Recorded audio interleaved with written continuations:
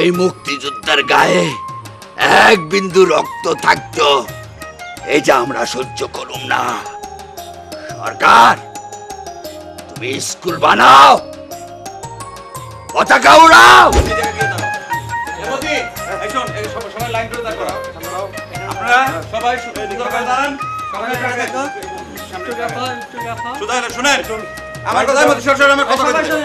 আপনারা শোনেন, কিছুক্ষণের মধ্যেই আমাকে মামা এখানে আইসা পড়বো এবং সাথে প্রধান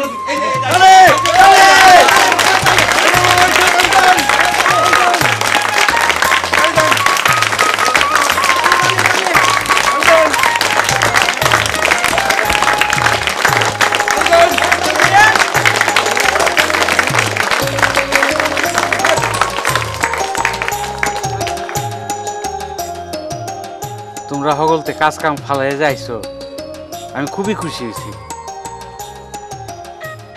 আজকের এই শুভ দিনে মোহাম্মদ আলী বাইরে পাইছি আমরার মধ্যে। মোহাম্মদ আলী বাইরে তো তোমরা হগলতেই চিনো, মুক্তিযোদ্ধা, আর জীবনে কোনোদিন কোনো অন্যায়ের লগে আপোষ করছে না। মোহাম্মদ আলী ভাই কি কয় আজকে এটা আমরা শুনানোর দরকার। মোহাম্মদ আলী ভাই বলেন। মানুষ, তোমরা অন্যায়ের বিরুদ্ধে খাড়াও। তোমরা আজ এখানে আসছো কি জন্য? অক্ষর জ্ঞানের জন্য। তোমরা সবাই এখানে একত্রিত হইছ। তোমরা কি জানো এই বাংলার এই অক্ষর বর্ণ রক্ষার জন্য আমাকে ভাইরা চাচারা তাদের জীবন দিচ্ছে। আজ আমাকে এই কাজে বাধা দিতেছে 52-এর শত্রুরা, 71-এর রাজাকার, ওই রাজা চৌধুরী। কিন্তু এই মুক্তিযোদ্ধার গায়ে এক বিন্দু রক্ত থাকতো এই যে আমরা সহ্য করুম না। সরকার, তুমি স্কুল বানাও, পতাকা উড়াও।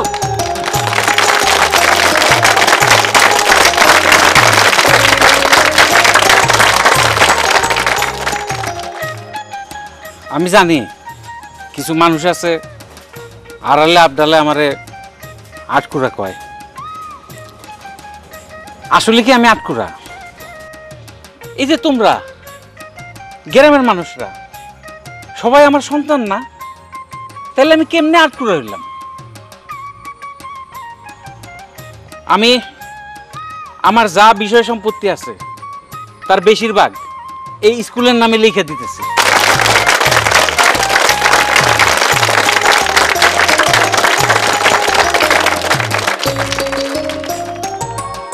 আমি তো লেখাপড়া করতাম পারছি না, মূর্খ থাকছি। তোমরা সন্তানরা জানি লেখাপড়া না করে মূর্খ না থাকে, এটার দায়িত্ব তোমরা। এরা স্কুলে পাঠাইবা, লেখাপড়া শিখবো, মানুষের মতো মানুষের।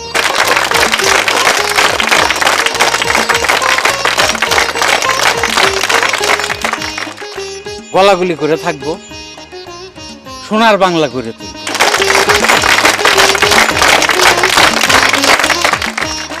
আমার আর কিছু বলার নেই।